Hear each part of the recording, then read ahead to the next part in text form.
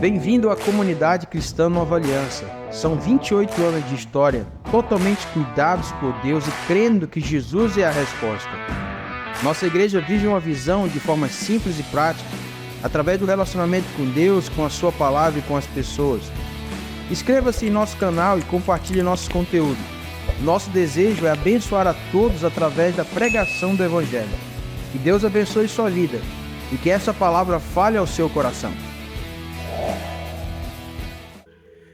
A paz do Senhor Jesus, boa noite a todos. Quem está feliz de estar aqui nessa noite, diga assim: eu estou feliz. Mas se você está contente, daquele jeito assim, contente, diz assim: cara, eu estou contente. Não, você não está entendendo, você tem que dizer assim, ó, cara, eu estou contente. Glória a Deus, é sempre um prazer, uma alegria, algo muito extraordinário ministrar a palavra de Deus. E como sempre nós assim deixamos claro, foi para isso que o Senhor nos chamou, foi para isso que Ele tem derramado sobre nós essa graça que nós não merecemos, mas Ele com seu infinito amor tem nos surpreendido. Queria que você fechasse seus olhos, baixasse sua cabeça aí mesmo onde você está. Aleluia. Santo de Israel, obrigado por essa oportunidade de falar de Ti, de estar na Tua casa, de experimentar do cuidado e do favor de Deus. Pai, eu quero Te agradecer por esse privilégio, porque é um privilégio estar aqui nessa noite.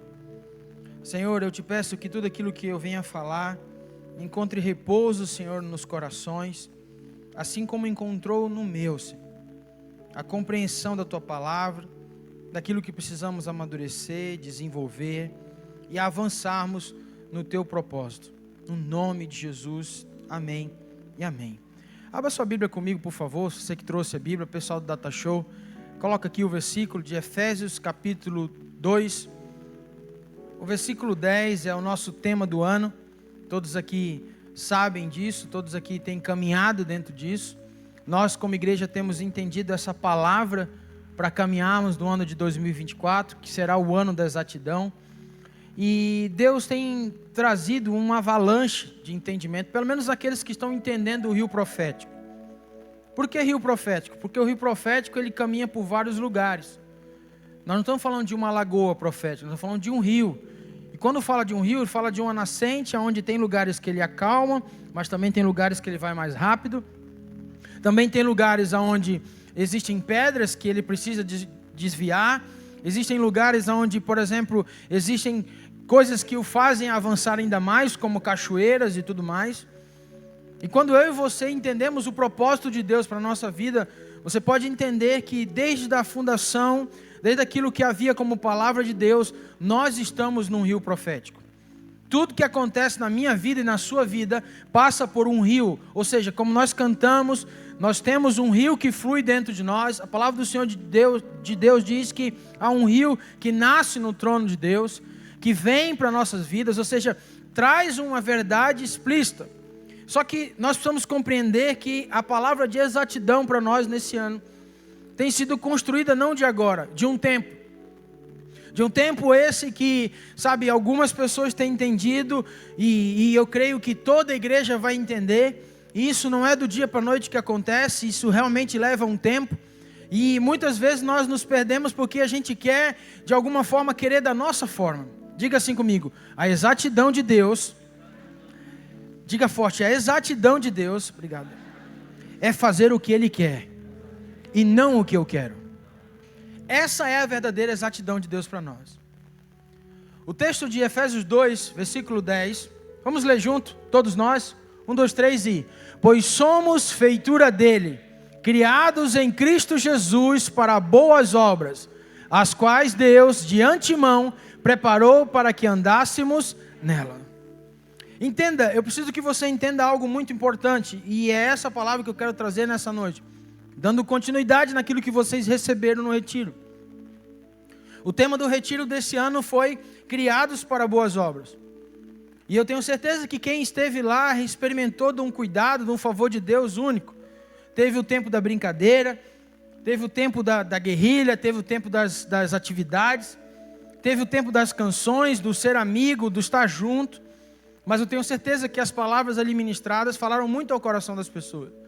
Eu, pela primeira vez nesses 14 anos que estou aqui em Brusque, eu pude dizer assim, foi o primeiro feriado que a gente teve ali que eu não participei de nada. Eu disse assim, não, dessa vez eu não vou estar lá. Sexta-feira peguei a Priscila e tchau, como diz o outro. Não quero estar perto, não porque eu não precisasse ou não por não. Mas eu entendi que se eu quero viver o tempo da exatidão, eu tenho que entender que filhos têm que dar continuidade.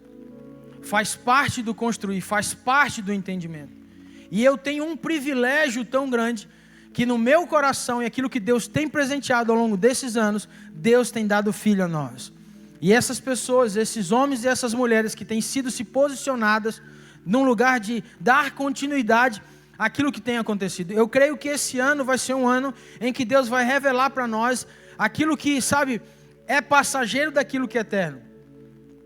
Ano passado, no começo do ano, Deus me deu uma direção para a igreja no sentido dizendo assim, ó, esse ano de 2023, quem lembra disso, quem vai se lembrar disso, nós iríamos crescer, mas não era um crescimento externo, era um crescimento interno, algo que nasceria, nos levaria a um lugar de maturidade e falaria de algo que está acima daquilo que a gente pensa, aquilo que a gente estava fazendo, aquilo que a gente achava que era igreja, aquilo que a gente achava que era uma forma correta, os nossos cultos tomarem outra direção, outro entendimento de louvor, outro posicionamento como igreja, e assim Deus o fez. De uma forma extraordinária, nós terminamos o ano e o Senhor conectou a essa palavra, como quem diz assim, vocês começaram a entender, então agora para frente vocês vão começar a entender mais ainda.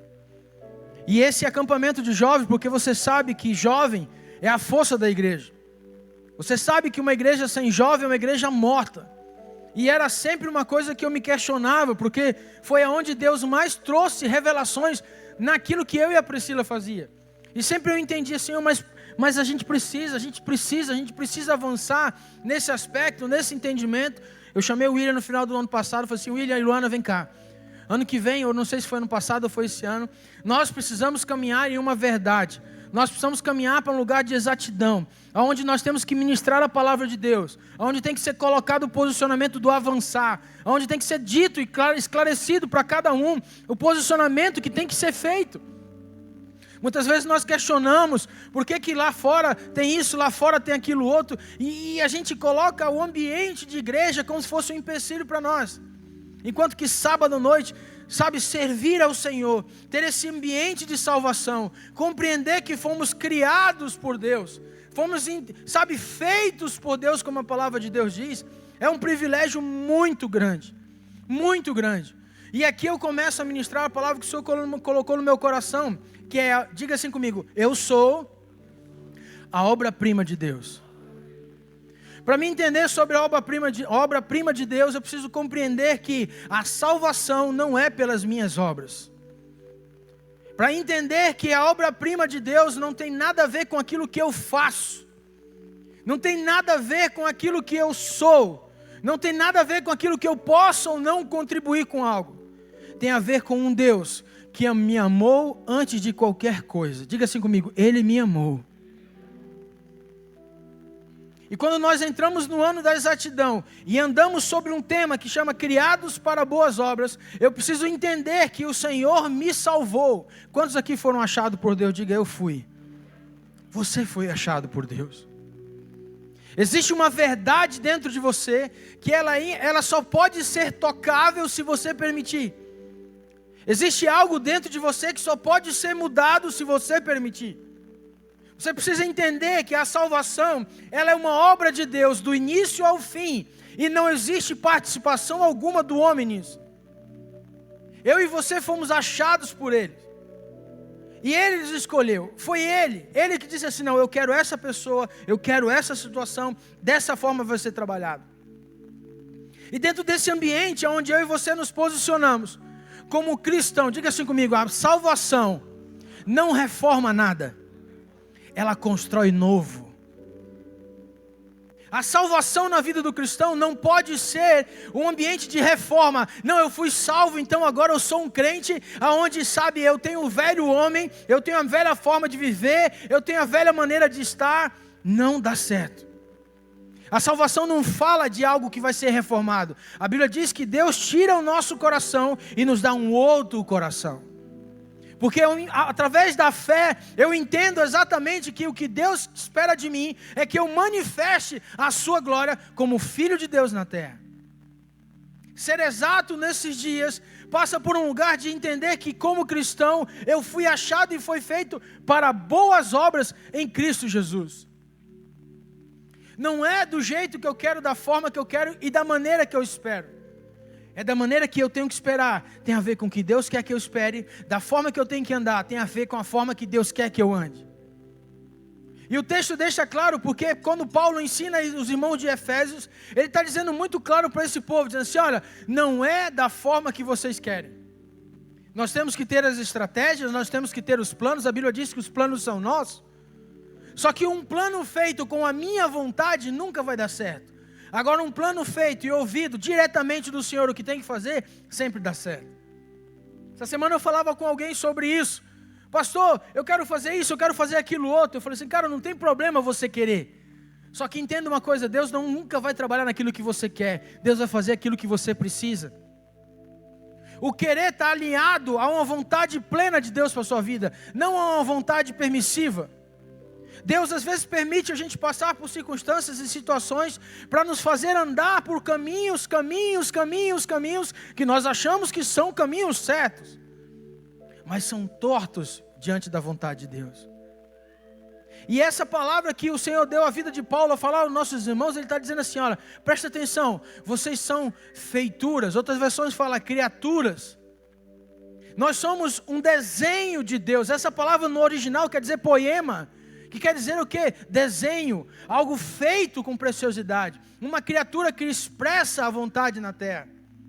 Diga para a pessoa do seu lado, você é um desenho de Deus na terra. Você é um desenho de Deus na terra, ou seja, o que Deus fez por você, existe um fim, uma necessidade a ser respondida. Talvez, sabe, a gente que vive dentro de igrejas e, enfim, a vida toda e mais um dia, como a gente diz, tem coisas que a gente pega aí e se pega falando porque é uma verdade que nós buscamos. Existe o cristão que entendeu a salvação. Vou dar um exemplo para você. Existem dois tipos de cristãos que entendem a salvação. Primeiro, ele entende que o cristão Saul. Sabe o que é o cristão Saul? Sabe que pecou, mas não se arrepende.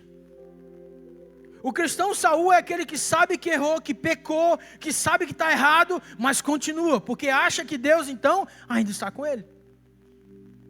Acha então que a salvação é algo, sabe, gratuito, uma vez salvo, salvo para sempre, ou então, não, a salvação ela não é por obras, para que ninguém se glorie, mas não se engane, a obra que você faz, ela representa muito o que você entende de salvação. Quando você é uma pessoa que está conectada ao propósito de Deus, a função de exercer essas obras na terra revela o que você tem dentro. Então, quando um cristão que é tipo Saul, ele peca, ele continua fazendo as mesmas coisas, e aí entra a iniquidade, aí entra o pecado cauterizado, algo que não tem mais solução, a não ser a misericórdia de Deus. E ele começa a agir como um cristão infiltrado, ele parece como crente, ele tem as vestimentas de crente, ele dá a paz do Senhor, glória a Deus, aleluia, mas quando está na frente dos irmãos é assim, fora da presença dos irmãos é o quê? Volta a ser quem realmente a origem dele é. Esse cara não entendeu, ou essa pessoa não entendeu absolutamente nada de salvação. Há uns meses atrás nós tivemos o jejum de mundo, e o tema era filhos maduros, João capítulo 17. Jesus foi o filho maduro de Deus, que entregou, que viveu todos os processos. Ele entendeu a sua verdade e ele respondia ao céu com as suas ações. E hoje eu e você, que temos essa salvação gratuita, algo que foi desenhado por Deus, como eu falei, como obra-prima de Deus para dar continuidade às obras que Ele determinou, precisamos entender que se eu ganhei a salvação, eu preciso expressar isso aqui na terra. Quem crê nisso, diga amém. Você precisa ser como alguém salvo. Nós precisamos pensar, agir e falar como alguém que anda nessa terra, mas como um cidadão do céu. Quem crê nisso, diga amém. Nós vivemos um tempo e um período onde a corrupção em todos os níveis. Antigamente a gente falava de corrupção, a gente só falava de político. Mas hoje o político está perdendo feio para as nossas ações corruptas. Aquilo que nós fazemos, aquilo que a gente deixa de acontecer, sabe, a nossa forma de lidar com as coisas, é para tal hora a gente acaba tal momento, a gente isso, daquilo outro, são corrupções que a gente vai armazenando na nossa vida. E a gente traz isso como uma verdade que precisamos entender que não foi esse desenho que Deus esperou de nós. Quando você entrega a sua vida para Jesus, você entrega ela para um ambiente de Senhor e Salvador. E há um ambiente que você precisa responder. Diga assim, eu sou salvo. Diga assim, eu sou salvo em Cristo Jesus. Entenda, não é igreja, não é pastor, não é estrutura que você é salvo. Você é salvo pela fé em Cristo Jesus. Existe uma responsabilidade, é isso que eu quero que você entenda nessa noite. Você foi criado para boas obras, sim ou não? Sim. E uma das ferramentas preciosas que eu e você temos como cristão é a alegria da salvação. Não podemos ser como cristãos que dependem de um governo para estar alegre. Nós não podemos ser cristãos que dependem do bolso cheio para estar alegre. Nós não podemos ser um cristão que dependemos das circunstâncias para estar alegre. Porque a salvação, que é o bem maior, é aquilo que Deus então colocou como prioridade para mim e para você aqui na terra, é necessário ser passado.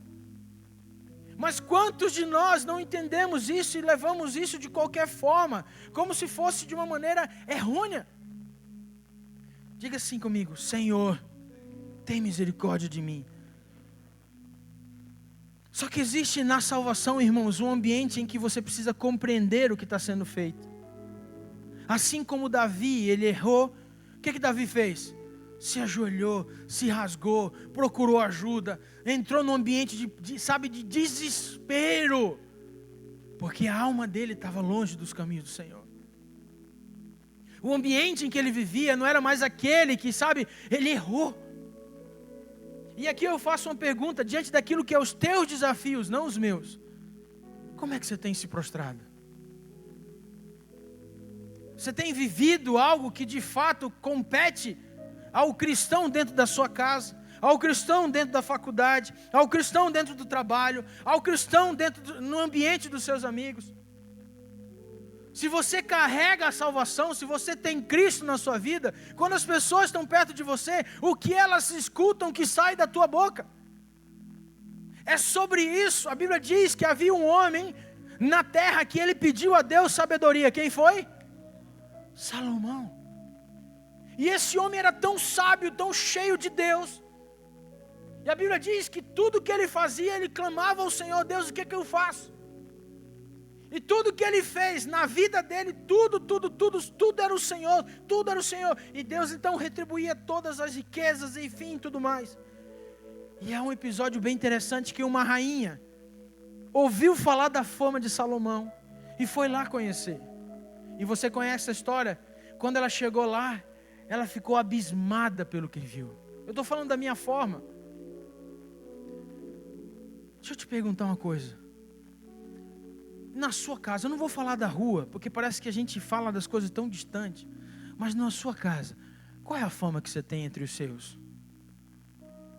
Qual é a fama que tem cativado o coração das pessoas quando te conhecem? Que tipo de salvação e que tipo de cristão você tem se tornado nesses dias? Porque o Senhor te chamou. Você é feitura dele, você é poema de Deus. Diga assim comigo: eu sou a excelência de Deus na terra. Poxa, mas se Deus então me fez a sua imagem e a sua semelhança, né? Além disso, não é só imagem e semelhança que nós estamos falando.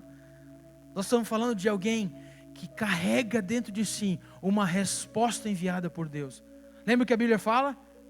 O mundo, a criação, aguarda com ardente expectativa a revelação daqueles que são salvos em Cristo Jesus. Ah, pastor, mas poxa, nós estávamos pulando até agora. Claro, isso é muito bom pular. Isso é maravilhoso, é algo tremendo. É isso que o Senhor espera de nós. A alegria do Senhor é a nossa força. Nós de fato precisamos estar em todo o tempo na presença do Senhor, com alegria, de todas as formas. Mas nós não podemos esquecer, de maneira e de forma alguma, o que nós carregamos. Servir a Deus aqui dentro é muito bom. Estar alegre aqui é maravilhoso. Faz o seguinte, hoje tem o celular, e ali na maioria dos celulares tem esse ambiente de você saber o que foi o teu dia, a produtividade. Vê quanto tempo você passa na internet com coisas que não agradam a Deus. Ah não, pastor, mas eu só mando coisa de Deus para as pessoas. Não, eu só mando Ctrl+C e Ctrl+V. Sabe aquelas coisas todas de palavra, isso aqui? Sabe? Irmãos, não é disso que eu estou falando. Eu estou falando de vida na vida. No céu não tem um departamento lá que mexe com internet, entendeu? Não tem no céu lá, vamos puxar então quantos dias, né? Quantos gigas ele postou das minhas coisas. No céu não vai ter alguém que vai fazer um relatório assim, pois então, olha isso aqui. Não funciona assim. Isso, irmãos, nós precisamos entender que a vida de Cristo em nós é a esperança da glória. Você pode dizer isso para a pessoa do seu lado? Cristo em você é a esperança da glória, meu irmão. Precisamos entender isso, igreja. Nós precisamos entender que as pessoas vão olhar para nós e vão dizer assim, rapaz, olha só quem era fulano de tal. E olha só o que Deus está fazendo na vida dele. Essa palavra, irmão, não é de exortação, no sentido de puxar você para baixo. É pelo contrário, é botar você no caminho que tem que ser. Você foi criado para boas obras. Preste atenção, você foi criado para boas obras. Que obras essas? As suas? Não. Não são suas obras que você foi criado. Entenda isso. Você não foi criado para as suas obras. Você não foi criado para os teus ministérios. Você não foi criado para o teu talento. Tudo que você tem não tem nada a ver com você. Você foi criado para boas obras, as quais Deus preparou que andássemos. Diga assim comigo, se tem alguém que é dono de algo, não sou eu, é o Senhor. Você foi criado para boas obras, maravilha. Só que, meu irmão, não tem a ver com você, tem a ver com Ele. Lembra aquela canção? Tem tudo a ver com Ele? Tem tudo a ver com Ele. Se nós pensássemos exatamente de outra forma, de outra maneira, achar que tudo aquilo que a gente tem feito, ou da maneira que nós deveríamos fazer, sem os princípios da palavra, fosse o que agradasse a Deus, vou dar um exemplo, dá um jeitinho nas coisas. Você acha que Deus enviaria seu filho para consertar algo? Qual era a necessidade de Deus enviar Jesus? Era só deixar com os sábios e inteligentes, que eles resolveriam os problemas. Para que Deus enviaria Jesus? Se fosse para as coisas serem feitas tudo da forma que você quer e eu quero? Você acha que tem sentido Jesus ter morrido na cruz? Não, era só deixar e dar inteligência, dar sabedoria para o povo, está tudo certo. Diga assim comigo, alguém morreu e eu sou devedor disso. A salvação, irmãos, nunca pode ser tratada como uma forma banal de servir a Deus. A salvação tem que ter uma alegria constante, porque a única oportunidade de vida eterna é Jesus. Ele é o caminho, a verdade e a vida, e ninguém vai ao Pai a não ser por Ele. Ah, pastor, mas sabe, eu tenho um curso disso, eu tenho um curso daquele. Irmãos, quantos lembram daquela canção antiga que diz assim, ó: recebi um novo coração do Pai, coração regenerado, coração transformado, coração que é inspirado por Jesus. O que diz? Como fruto desse novo coração, eu declaro a paz de Cristo. Te abençoo, meu irmão, preciosa é a nossa comunhão. Munhão. Diga assim comigo. Diga assim comigo. Se eu tenho um coração novo, dado por Deus, por que eu continuo fazendo as mesmas coisas? É uma pergunta. Eu entreguei minha vida para Jesus e me converti. Irmãos, eu não estou falando de hipocrisia, tá? Eu não estou falando de você tomar um copo d'água agora aqui e dizer assim: pronto, agora eu estou santão, estou crentão. Fui para o retiro esse final de semana, cara, agora, meu Deus, uhul. Agora sim. Estou falando disso. Diga assim, amigo, eu estou falando, bote a mão assim na cabeça, eu estou falando desta mente ser governada por Cristo. A única forma de você ser exato nesses dias é vivendo aquilo que a Escritura diz. A única maneira de você sair de um ambiente como Saul, que pecava e pecava e achou que nada dava, é você se tornando Davi. Quantos estão entendendo o que eu estou falando? É você se tornando um Davi, que peca, que errou, mas chorava na presença de Deus pedindo perdão. Eu vejo, isso não é de hoje, quantas vezes nós identificamos, claro e evidentemente, até com, esse ambiente de remorso e de perdão. Quantas pessoas trabalham, passam anos e anos, têm as mesmas dificuldades, os mesmos problemas, as mesmas condutas, sem entender. Eu achei tremendo o que o Samuel falou ontem à noite. Superam as dificuldades, mas não resolvem os problemas. Dentro da igreja existem tantas pessoas que vieram por essa salvação, superando quem era, mas não resolveram os seus problemas. Sempre se posicionam da mesma maneira há 30, 40, 50, 120, 180, 200 anos, da mesma forma. Sabe o que é isso? Não entendeu sobre salvação. Não entendeu sobre salvação. Não entendeu que a sua vida hoje, ela tem um Senhor, e um Senhor que me salvou. E eu preciso andar conforme Ele deseja que eu ande. Então eu não posso ser e achar e fazer da maneira que eu espero e quero. Veja bem, criados para boas obras. Que obras são essas? Minha? Não. Diga assim comigo: obras que são dele. Sabe por que você está na família que você está hoje? Porque Deus quer te usar do jeitinho que você é, só que da maneira dele. Não queira ser outra pessoa.